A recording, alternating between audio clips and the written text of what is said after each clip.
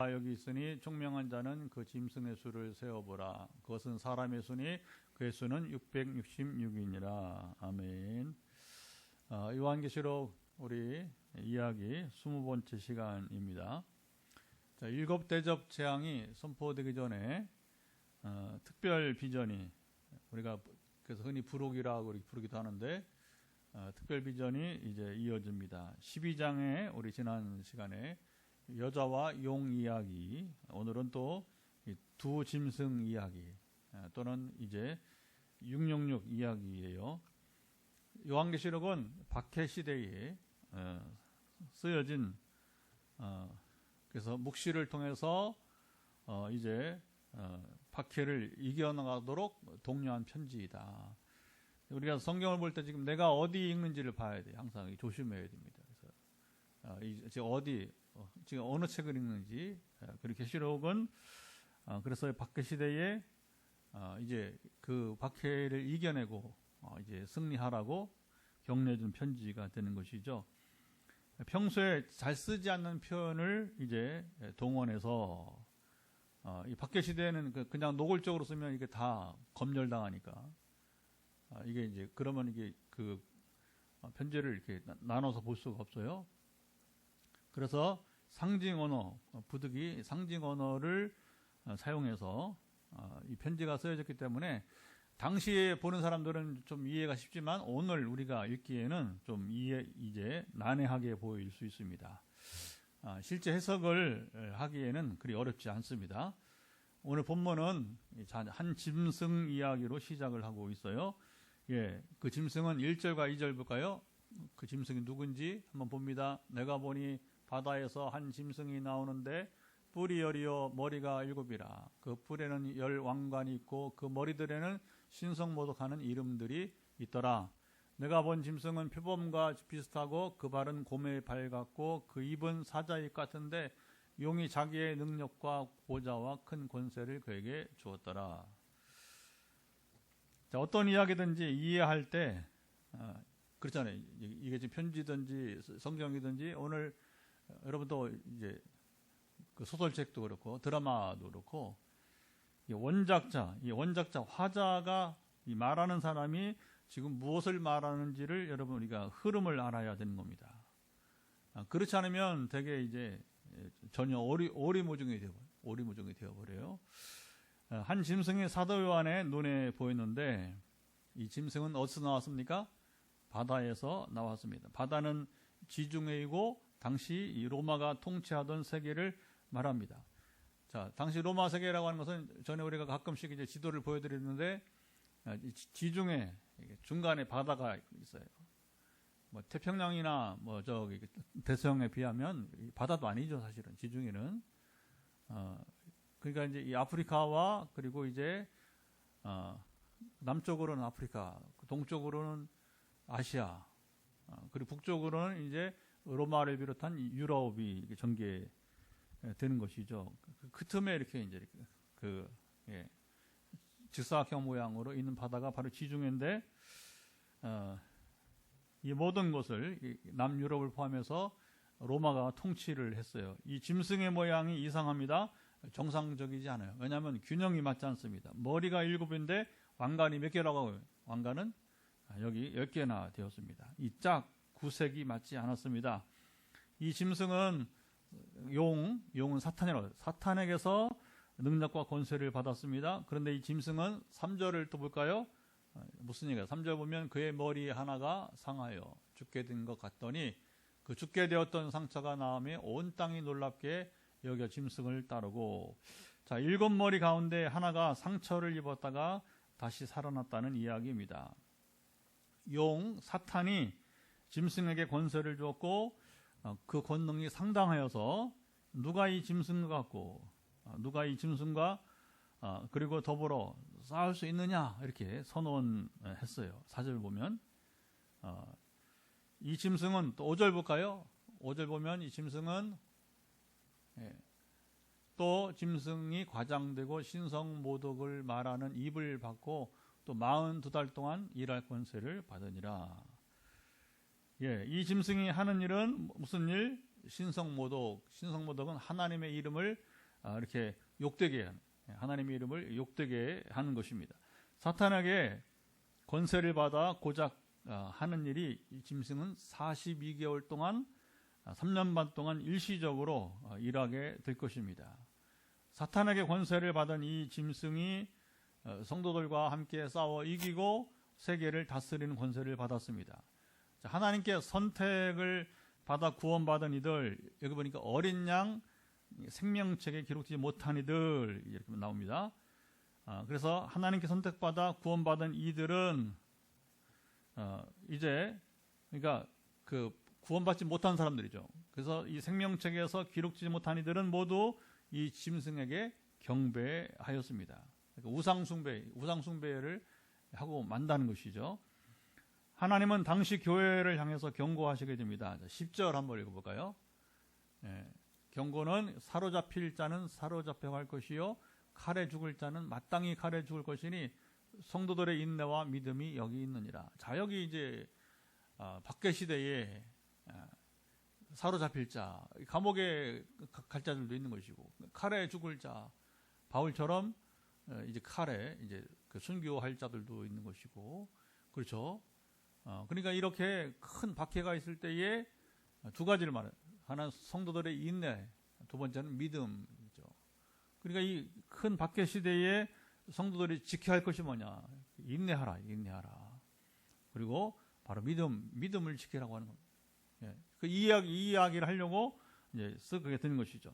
자, 첫 번째 짐승, 여기 이제 이야기 여기까지인데, 이 이야기가 주는 의미와 당시와 오늘날 적용은 무엇일까요?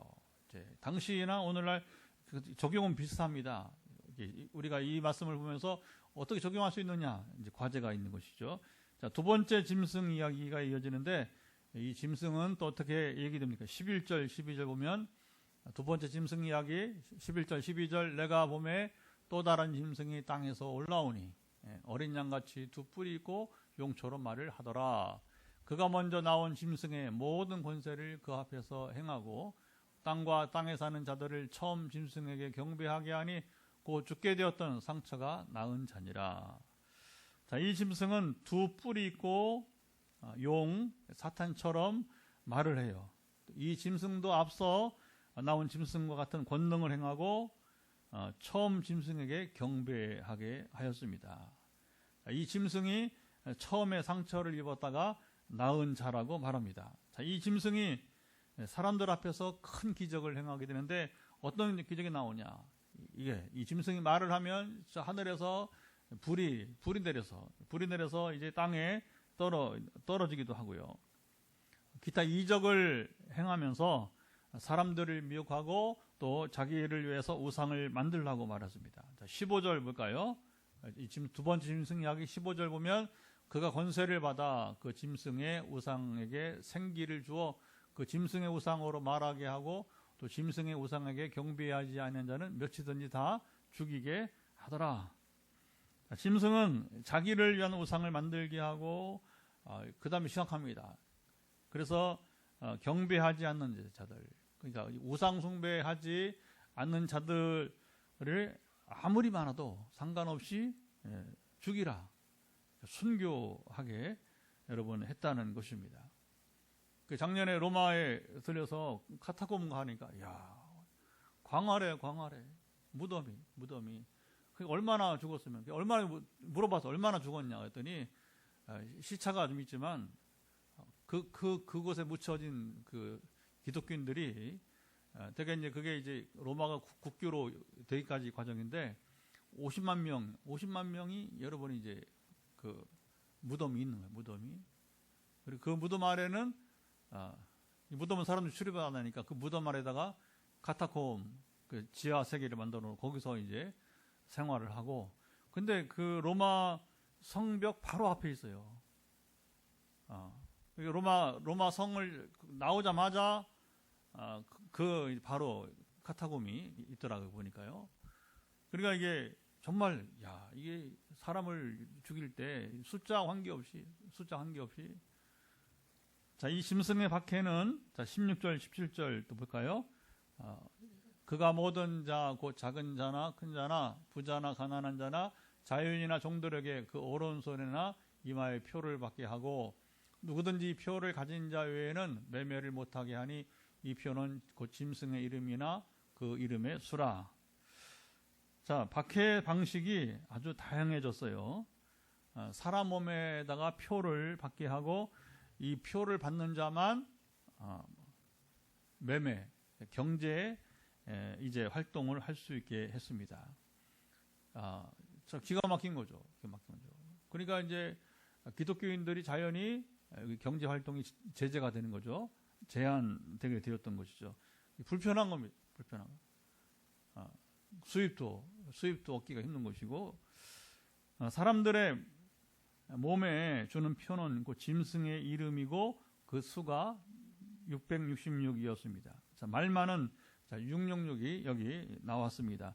자, 두 번째 여기 짐승의 등장과 활약, 또 이 이야기가 주는 의미와 그리고 당시와 오늘날 적용은 무엇일까요? 자, 두 짐승 이야기는 다른 이야기와 적용이 아니고 이건 사실 한 가지 이야기, 다른 이야기 아니라 한 가지 이야기입니다. 당시 초대교회를 박해했던 로마 이야기예요. 그것을 이제 박해 시대니까 이것을 그냥 직접 화법으로 있는 대로 쓸 수 없고 상징 언어를 동원해서 쓰게 된 것이죠. 바다는 로마를 의미하고 용은 사탄, 그리고 용에게 권세를 받은 짐승이 누구인가, 이게 중요하죠. 이제 오늘 핵심은 이 두 짐승 이야기지만 실제로 중요한 것은 뭐냐면 이 용에게 권세를 받은 짐승이 누구인가, 이게 아는 게 제일 중요한 관건이 됩니다. 자, 사탄에게 권세를 받은 짐승은 여러분 주목하세요. 사람을 의미합니다. 짐승이 아니라 실제는 사람을 의미합니다. 자, 하나님께서 사람을 사용하세요. 그리고 사람을 통해서 역사하세요. 아시죠?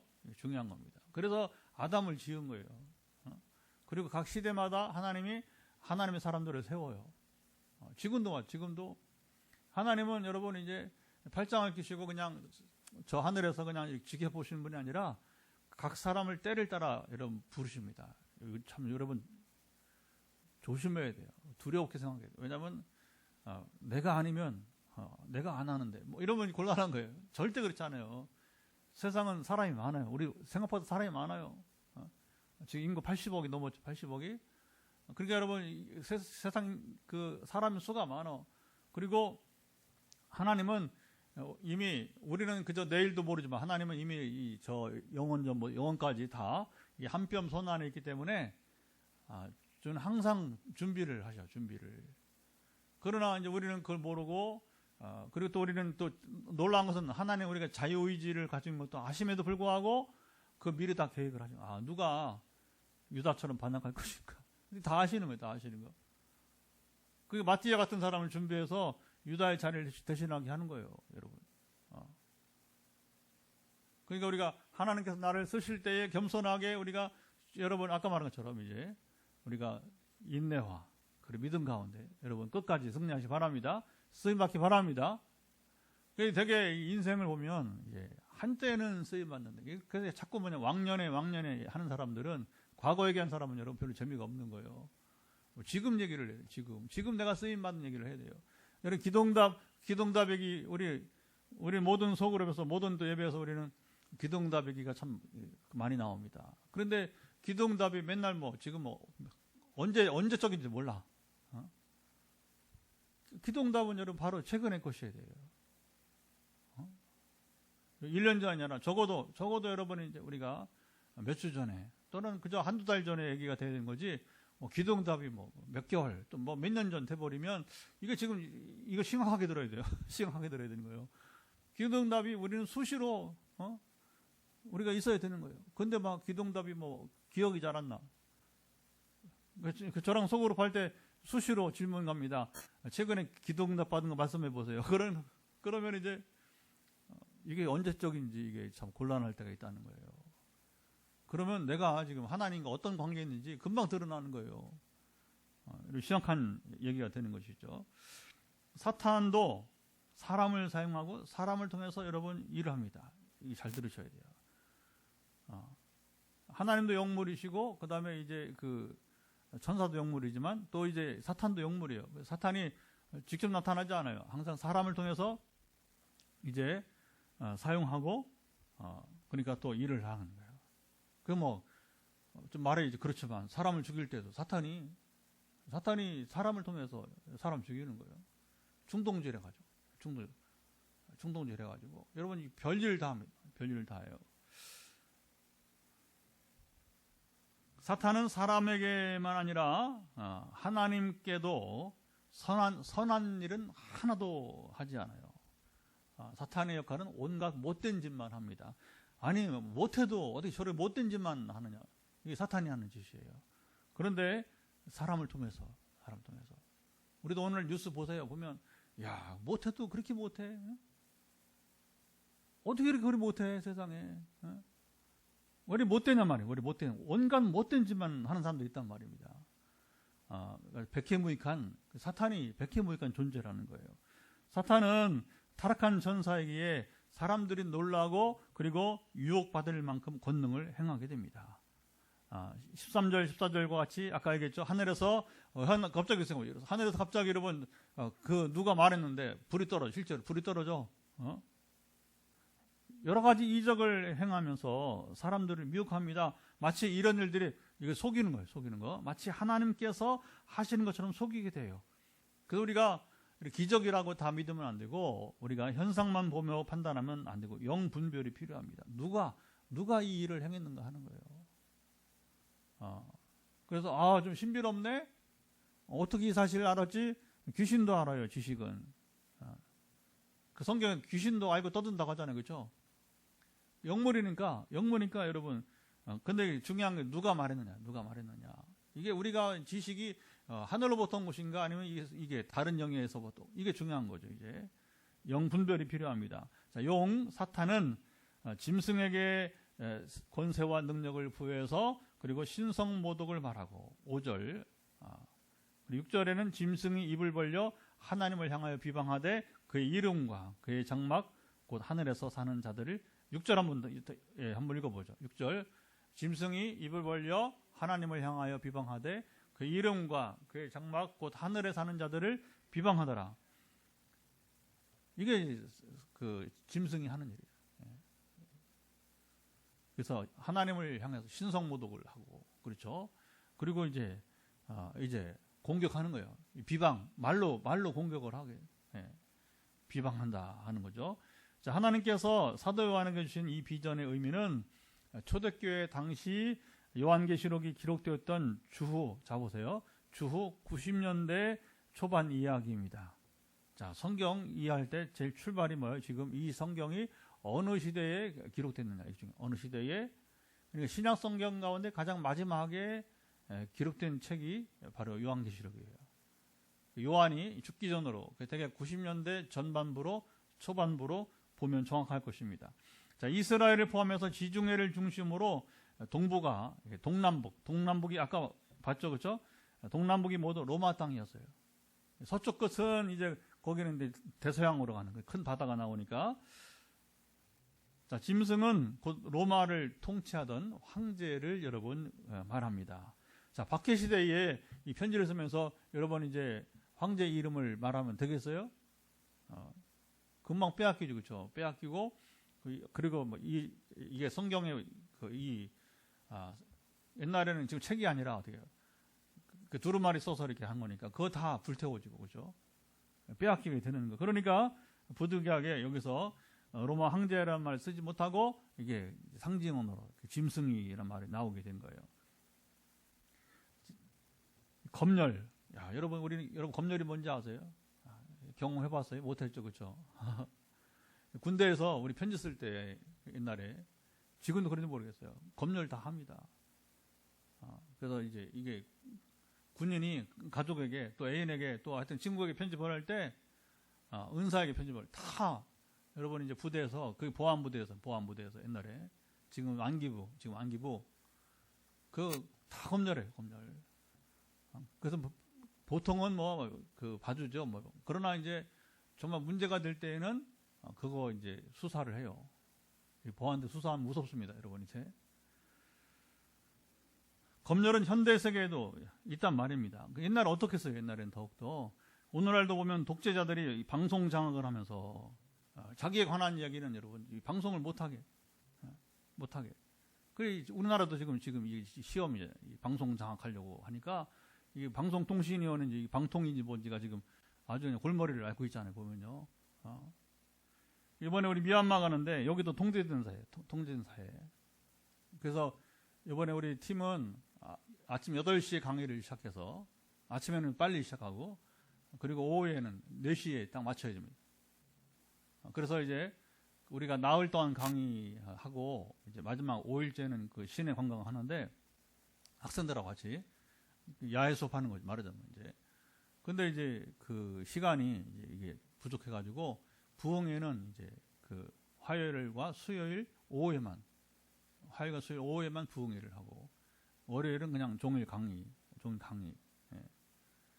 그게 통대진 사회니까 지금 공산주의에다가 지금 저쪽도 미얀마는 저 국경지대는 저쪽 인도 쪽에 국경이 또 거기도 더 태국도 국경이 있고 저 인도 쪽에도 국경이 있어가지고서 그래서 이제 그쪽에는 또 막 이제 그 전쟁이 있잖아. 내전이 있으니까. 그러니까 이제 우리가 수도는 안정된 지역인데도 불구하고 통제라니까 옛날 우리나라 통금이 있대요. 밤에 못 다녀. 그래서 이제 우리가 외국인이 그러니까 4시까지만 하고 빨리 호텔로 보내서 호텔에서 그냥 저녁 먹고 좀 푹 쉬고 다음에도 아침에 가고 이렇게 해야 되는 상황이고 마지막 날도 이제 학생들과 함께 이제 그 관광을 하는 건데 그때도 이제 역시 4시까지만 하고 이제 돌려보내고 우리도 돌아오고 그래 금요일 아침 일찍 새벽에 이제 공항으로 나와서 귀국하는 상황이 되게 됩니다. 사도 요한은 짐승이라는 표현을 사용해서 편지를 보냈습니다. 편지를 받는 당시 성도들은 이 편지를 받으면 그가 말하는 것이 짐승이 누구인지 여러분 무엇이 금방 알아차렸어요. 지금 이게 요한이 지금 편지를 보내는데 우리에게 뭘 말하는지를 여러분 그런 거 아니에요. 편지를 보내는데 받는 사람이 무슨 말인지 모르면 편지가 아니잖아요. 그렇죠? 오늘 우리가 보려고 하니까 이게 2000년의 세월이 지나갔으니까 그게 알기 어려운 것이죠. 하나님은 박해 시대의 요한을 통해서 교회 성도들이 다시 인내와 믿음으로 이기라. 요한계시록은 여기만 아니라 전반적으로 최종 목적은 뭐예요? 이 박해 시대에 그때에도 불구하고 인내와 믿음으로 이기라 격려했습니다. 이 격려는 박해로 인해서 자 중요하죠. 그 다음에 굴복하거나 우리가 세상 굴복하면 안 됩니다, 여러분. 배교하지 말 것을 경고하는 메시지도 하는 거예요. 한편으로 뭐냐면 교회여 힘을 내라. 그래 사탄의 권세 굴복하지 마라. 하지만 또 한편으로는 이제 경고를 주는 거예요. 너희들이 배교하면 모든 걸 잃어버린다는 거예요. 모든 걸. 이런 게 중요합니다. 이 배교가 위험한 게 뭐예요? 우리 생명을 잃어버리는 거예요. 영생을 잃어버리는 거예요. 그러니까 여러분 이 양면이 있는 거죠. 짐승은 사탄에게 지혜와 권세를 받아서 더욱 교회를 여러분 핍박했습니다. 그 방법도 다양했습니다. 우상을 만들고 그리고 숭배하지 않으면 사람들이 맺히든지 아까 말했죠. 다 죽이라고 명령했습니다. 정말 이게 이제 큰 시련이죠. 사람 생명을 여러분 이제 몇 명이든지 간에 상관하지 죽인다. 여러분 기가 막힌 거죠. 근데 그런 위기가 때로 있어요. 히틀러도 보면 무려 600만 명이나 히틀러가 600만 명이나 여러분 그걸 뭐 거침없이 유대인들을 죽여가는 거죠. 그래서 이제 되게 보면 이런 일이 있지 말아야 될 텐데 이런 일이 여러분 있다는 겁니다. 자, 황제를 이제 스스로 자기가 하나님이라고 헬라로 테오스라 표현하고 그리고 황제를 자기를 향해서 뭐냐면 퀴리오스라 주라고 하는 건데 그냥 세상 주가 아니라 뭐냐면 신을 향해서 부르는 주라고 하는 거예요. 하나님께만 쓸 수 있는 퀴리오스 여러분 주라고 하는 말을 또 부르게 하고 숭배를 강요했습니다. 또 한 가지는 경제적 여러분이 이제 제재를 가했어요. 자, 오른손이나 이마에 표를 받게 하고 이 표를 받지 않으면 경제 활동을 이제 하지 못하게 했습니다. 사도 요한은 여기서 짐승의 수를 적시했습니다. 그 수가 얼마라고요? 666. 당시 교회를 심하게 박해했던 도미티안 황제를 여러분 의미합니다. 우리나라는 이제 우리 이제 기억내 디얼리얼 한글에 이게 숫자가 없어요. 근데 이제 영어나 다른 알파벳들은 전통적으로 뭐냐면 각 알파벳마다 숫자가 있어요. 그래서 이 도미티안을 당시에 이제 그 알파벳으로 수를 더하면 그게 얼마나? 합이 바로 666이라고 하는 거예요. 자, 666에 대해서는 여러분 이제 오해할 것이 하나도 없다고 하는 겁니다. 자, 여기 짐승의 수를 적시했는데 그 수가 666이고 당시 교회를 심하게 박해했던 도미티안 황제를 의미하게 됩니다. 자, 표를 받으려면 자, 황제 숭배에 참여해야 했고 그리고 그렇지 않으면 생필품을 살 수가 없게 되었어요. 자, 666에 대한 오해 여러분 그때나 지금이나 신앙인들을 박해하는 자는 짐승이고 그가 바로 666이에요. 그 이름의 숫자 상관없어요. 지금 당시의 사용은 오직 한 사람 짐승 하나잖아요. 그렇죠? 아까 뭐 일곱 머리에 나왔잖아요. 그 다음에 열 왕관. 그러면서 그 중에 한 머리가 상했다가 다시 회복되는 게 나오잖아요. 그렇죠? 되게 이제 이게 무슨 의미냐. 그들은 다 알았어요. 처음에 교회를 가장 심하게 박해하는 자가 누구냐면 네로 황제. 많이 들어봤죠? 네로 황제. 그리고 이제 뭐냐면 그 박해가 좀 수그러졌다가 다시 일어난 게 누구냐. 그게 바로 도미티안이야. 그래서 여기 머리 하나가 여러분 상했다가 다시 일어난 게 뭐냐. 바로 네로에 이어서 다시 교회를 심하게 박해했던 도미티안 황제를 여러분 말했던 것입니다. 자, 문자적 666은 아무 의미가 없어요. 그리고 위험한 겁니다. 전에 미리 말했지만 그래서 그냥 무조건 숫자가 이제 666이 되면 그러면 여러분 이제 재밌어. 옛날에 뭐 키신저도 666이 나오고 알죠? 이제 돌아가셨지만 키신저 옛날에 그 미국 국무장관 아주 오래 정치를 잘했던 아주 뛰어난 사람이죠. 그게 뭐 별 사람이다 666이 되는 거예요. 그러니까 막 그러면 키신저가 살면서 얼마나 그 얘기 들으면서 여러분 웃었겠어요. 그러니까 문자적 해석이 위험한 거예요. 전혀 관계 없습니다. 그렇지 않고 도미티안처럼 그러니까 상했다가 다시 일어난 머리처럼 이제 네로 후에 다시 교회를 크게 박해했던 도미티안처럼 교회를 박해하는 자가 바로 그 666이에요. 오늘 같은 이만희가 666이지 뭐 이만희가 그렇죠? 하나님의 교회 하는 장씨. 그러니까 뭐 이제 이런 게 다 666이에요 결국은. 그리고 하나님에게서 이제 떠나서 자기가 하나님처럼 그렇죠? 뭐 지금의 왕정이 아니잖아요, 그렇죠? 왕정은 지금 거의 없어요 이 땅에. 그러니까 왕정은 없지만 그러나 자기가 하나님 대신으로 이게 대접받는 사람들이 그게 다 666이 되는 거죠. 그리고 막 끌어오잖아요. 우리 마당에도 뭐 매일매일 신천지에서 겁 없이 막 신문이며 뭐 무슨 존경하는 목사님 하면서 또 나는 봤지만 또 다른 또 마당에는 또 존경하는 뭐 집사님 나오고 이름도 없는 목사 이름도 없는 집사를 향해서 뭘 존경하기는 다 쓰레기통으로 들어가는 것들. 예, 지금도 그렇게. 예.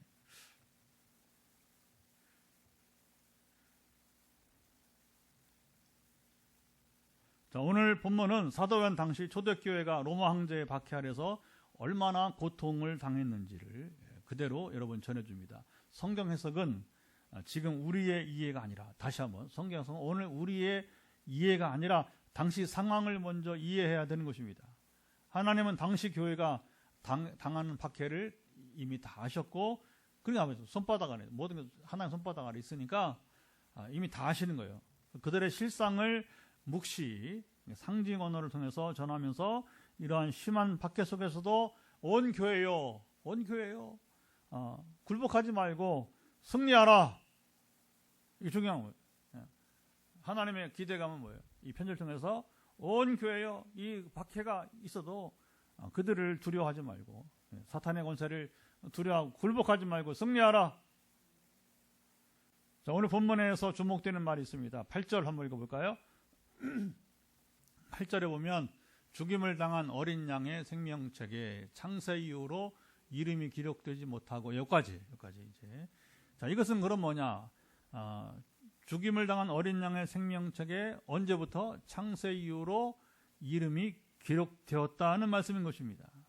자, 이 말씀은 구원받은 자들이 창세 이후로 언제요? 아담 하와 이후로 종말 때까지 바로 죽임을 당하신 십자가에 죽임 당하신 어린 양이신 예수님의 생명책에 이름이 기록되어 있다는 사실인 것입니다. 생명책이란 말은 오늘 본문만 아니라 3장, 계시록 3장 5절, 또 뒤에 20장 15절, 21장 27절에 있습니다. 자, 누구든지 생명책에 기록되지 못한 자는 불못이 뭐예요? 지옥에 던져지리라. 사도 바울도 빌립보 4장 3절에 보면 생명책에 이름이 기록되었다 이런 표현을 쓰고 있어요. 이게 일관됩니다. 구약에서도 보면 시편 69편 28절 그들을 생명책에서 지우사 의인들과 함께 기록되지 말게 하소서. 자, 출애굽기에도 보게 되면 나옵니다. 이스라엘이 금송아지 우상 숭배 후에 하나님께서 그들을 멸하려 하실 때에 모세가 유명한 사생결단의 중보기도를 하게 되었습니다. 그래서 출애굽기 32장 32절 빨리 찾아보실래요? 출애굽기 32장 32절 한 절을 찾아봤으면 좋겠습니다. 예, 출애굽기 32장 32절을 보면 여기 또 책이 나와요. 책이. 자, 그러나 이제 그들의 죄를 사하시옵소서. 그렇지 아니하시오면 원하건대 주께서 기록하신 책에서 내 이름을 지워버려 주옵소서. 결국 이 말씀을 종합해 보면 구원은 바로 한 사람의 이름이 바로 생명책에 쓰여 있다는 것이고, 그래서 이 생명책에 그 이름이 쓰여진 사람만 여러분 구원을 받게 되는 것입니다. 이게 무슨 말이냐? 구원은 우리가 가족 단위로 받는 것이 아니라고 하는 거예요. 여러분, 구원은 우리가 있던 민족 단위로, 마을 단위로, 또 여러분 이제 이렇게 구원받는 것이 아니라고 하는 것입니다. 유대인이기 때문에 아니요. 성경은 그거 아니라고 반드시 여러분 말하고 있잖아요. 유대인이기 때문에 아닙니다.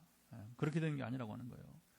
생명책에 그 이름이 기록된 사람만 여러분 구원받게 되는 것입니다.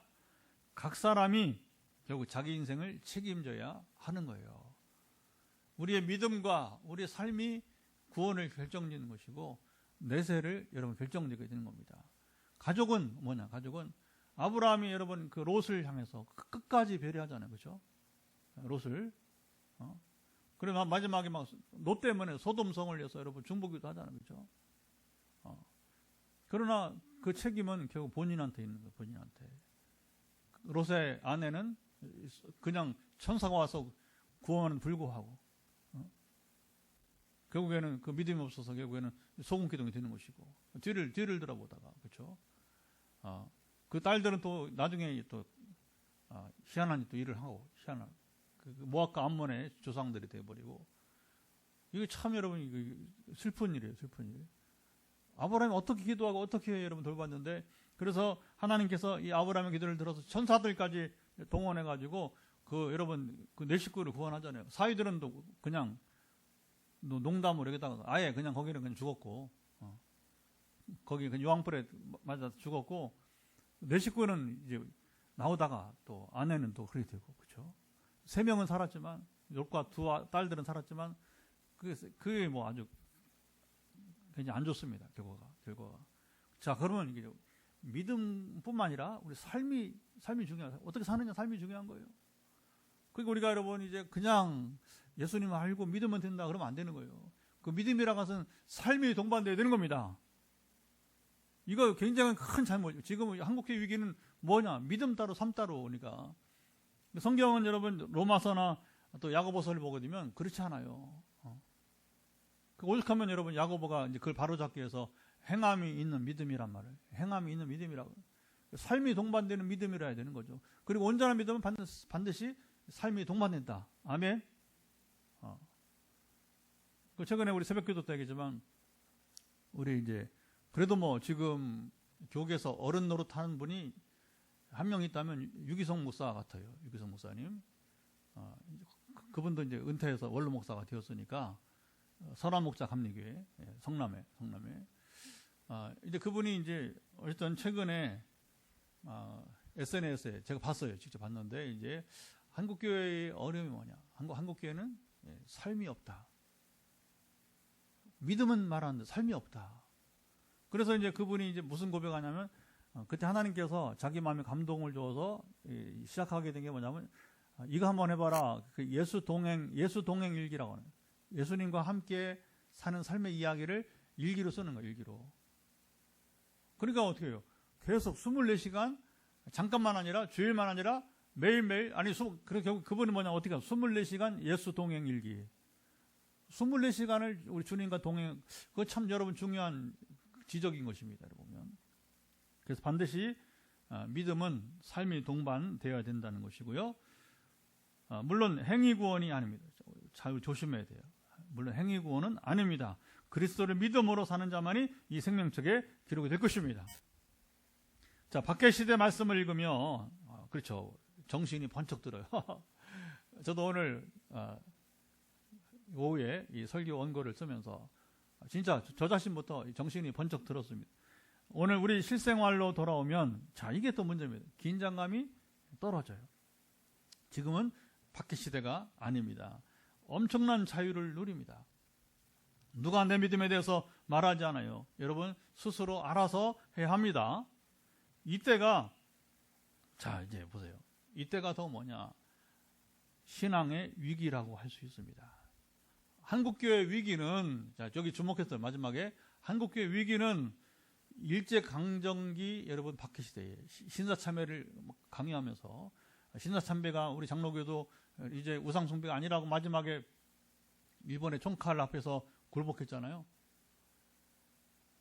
여러분 그 박해시대가 위기가 아니고 6.25 전쟁 때 공산군이 여러분 이제 들어오잖아요. 남하에서 공산군 아래에서 여러분 이제 그 위기가 아니라 위기는 지금이 한국교회는 지금이 위기입니다. 오늘 말씀을 읽으며 나눌 때 우리의 흐트러진 믿음과 삶이 회복되기를 바랍니다. 사탄은 오늘도 부지런히 믿는 자들을 넘어뜨리려고 합니다. 때로는 천사처럼 여러분 위장하기도 합니다. 고린도후서 11장 14절 그 광명한 천사처럼 이렇게 가장한다고. 달콤하게 여러분 미혹하면서 우리가 그다음 중요합니다. 사탄의 전략이 뭐냐? 지금 무장해제하게 하는 거예요. 무장해제. 자, 영적 전쟁은 초대교회만 아니라 오늘도 종말이 올 때까지 끝나지 여러분 않습니다. 사탄이 얼마나 여러분 교묘한지 아세요? 타종교를 동원해서 사람들이 하나님을 떠나게 합니다. 그리고 그 타종교인들이 잡으세요. 하나님의 이름을 모욕합니다. 신성 모독하는 거예요. 그게 이제 알라의 이름으로 이제 이슬람 교도들이 그 불교에서도 우리도 종교다 하면서 이제 우리도 구원의 길이 있다. 막 이렇게 이제 여러분 이제 진리가 아닌 건데 진리가 있는 것처럼 속이잖아요. 속이잖아요. 타종교를 동원해서 사람들이 하나님을 떠나게 하고 왜 기독교만 종교냐? 왜 기독교만 구원의 길이냐? 그러면서 뭐 어떤 여러 가지 각 지역마다 가장 큰 종교적 영향은 샤머니즘, 무속신앙이고 또 미혹의 영으로 거짓 그리스도를 믿게 하고 그렇죠? 아까 뭐 신천지든 하나님의 교회든 어쨌든 여러 그 미혹하는 그래서 여러분 그 이단 사이비 교주들이 위대한 게 아니라 사탄이 전략. 사탄에게 철저히 여러분이 이제 이용당하는 게 바로 이제 그 이단 교주들이에요. 예. 그리고 온갖 여러분 죄를 짓게도 합니다. 성적 타락에 그런 마약에 빠지게도 그 뉴스가 매일 예. 자빠지고 넘어지는 사람들의 이야기. 예. 그렇죠? 가장 쉬운 게 성적 타락. 그 다음에 그리고 뭐냐면 이제 이게 요즘에 마약 문제가 아주 심각한 게 또 있는 것 같고요. 사탄의 전략 오늘도 기상천외하게 또 신비롭게 사람들에게 여러분 다가갑니다. 이제 우리 기도합니다. 1시간 거의 돼가고요. 이 모든 사탄의 권세와 미혹을 이기며 믿음으로 승리하게 하소서. 영적인 무장 해제를 하지 않고 우리가 긴장해서 나아가기를 원합니다. 이제 마음을 같이 해서 말씀을 들은 대로 같이 기도하도록 하겠습니다. 하나님 아버지 감사합니다. 이 시간 이제 우리 기도 시간입니다. 아버지 말씀을 조차 먼저 기도할 때 사랑하시고 함께하사 박해 시대에 이 말씀을 읽으면 정신이 번쩍 들지만 하지만 오늘 우리 실생활 돌아오면 긴장감이 떨어지고 지금 박해 시대가 아니고 엄청난 자유를 누리기 때문에 그리고 이 사회적 풍조, 이 세상 풍조를 따라서 살고 그리고 사탄이 불순종하는 이제 영이 사람들을 불순종하게 만들고 그리고 이제 심지어 여러 가지 사탄은 정말로 놀라운 이제 전략을 통해서 사람들을 하나님에서 멀어지게 하고 또 하나님을 떠나게 하는 일들이 허다하게 많이 있음을 고백하게 됩니다. 한국교회 위기는 일제강점기의 박해시대나 6.25 전쟁 때 공산군 아래서가 아니라 지금의 위기임을 우리가 인식하면서 깨어서 우리가 기도하게 하시고 함께 하실 것을 소망하오니 강권해 주소서. 달콤하게 미혹하는 사탄, 우리로 무장해제를 하는 사탄의 전략에 말려들지 말고 우리는 영적으로 깨어서 저리 나아가는 오늘 삶이 되게 하시고 아버지 우리가 싸워 이기게 도와주시기를 원합니다. 아버지 아시지요? 이것을 간절하게 간구하는 이 시간 우리 기도를 들으시며 함께 하시기를 소망하며 주님 기도합니다. 우리 한 번 더 기도하고 이제 마치고 현장에서 또 우리 기도 또 우리 9시 반 이후에 전화기도 또 이어지도록 하겠습니다. 다시 주말이고 주일이 다가오는데 하나님께서 이 무더위 가운데도 우리 신앙으로 잘 살게 하시고 정말 여러분 한 번 더 중보기도가 필요할 것 같아요. 우리 한국교회가 무장해제하지 않기를 원합니다. 영적 무장하게 하옵소서. 사탄의 어떤 전략도 이기게 하옵소서. 여러분 우리가 영적으로 이겨야 이제 우리의 범사도 잘 될 수가 있어요. 여러분 그래서 정말 이게 참 두려운 얘기입니다. 그래서 우리가 사탄의 권세를 이기는 것만이 우리가 여러분 유일한 사는 길이에요. 그래서 이것을 한 번 더 기도해 주시고 그러한 주말과 주일이 되기를 원합니다.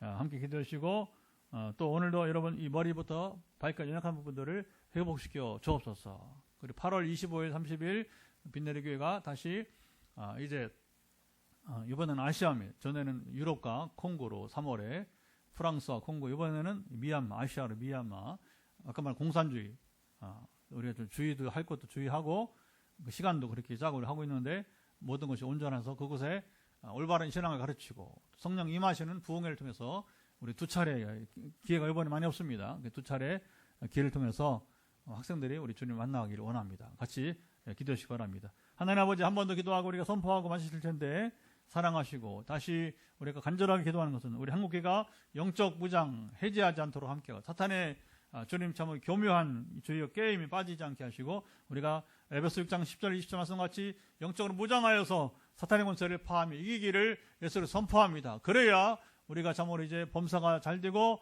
또 강건하게 된 것이 싸우니 사랑하사 함께 하시며 지켜주시기를 원하오며 다시 주말과 주일을 준비할 때에 이번 주말과 주일이 영적으로 무장하는 시간 되게 하시며 함께 하사 지켜주시고 이 무더위 가운데도 열심으로 우리가 새벽을 깨우거나 또 한 주간도 아버님 참 믿음을 살아가게 하시고 승리하도록 역사하시며 우리가 인내도 할 줄 알고 그리고 아버님 믿음을 지키게 도와주시기를 원합니다. 오늘도 머리끝부터 발까지 연약한 부분들인 사람들 예수 그리스도 명한다. 회복될지어다. 온전하게 될지어다. 아버지 아시죠? 여러분 한 배 손어놓고 스스로 선포해 보겠습니다. 한 배 손어놓고 머리끝부터 발끝까지 현장이나 가정에서나 연약한 부분들 가슴이든 어디든 이제 하나님 아시죠? 이 시간 각기 손을 터치한 부분에 주의 성령이 임하셔서 예수 그리스도의 명한다. 저도 연약함을 회복될지어다. 머리에 종양부터 시작해서 눈의 모든 건조증 또 약품에 이제 남아서 있는 부작용들 부담감들 발바닥에 티눈까지 좀 하나하나 우리 암 환자들 모든 부작용까지 완전 회복되기를 예수 그리스도로 명한다. 지금도 예배 들어와서 지금 이제 인사하고 있는데 우리 아버님 참 최전사님 특별히 아버님 아시죠?